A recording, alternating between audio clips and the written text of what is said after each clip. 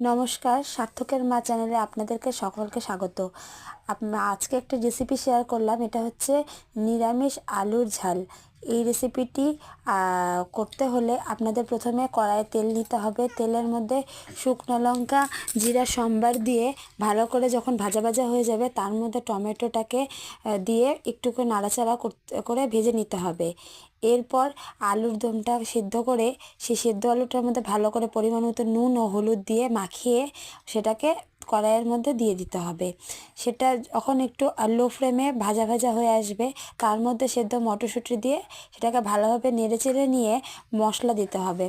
মশলার মধ্যে আপনারা দিতে পারেন কাজু বাটা, জিরা বাটা, লঙ্কা বাটা আর আদা বাটা দিয়ে ভালোভাবে একটু নাড়াচাড়া করে গ্রেভিটা তো মানে গ্রেভির মিশ্রণটা দিয়ে দিলে তার মধ্যে যখন একটু ভাজা ভাজা হয়ে আসবে, তার মধ্যে একটুখানি জল দিয়ে সেটাকে ভালোভাবে ফুটিয়ে নিলেই রেডি নিরামিষ আলুর ঝাল।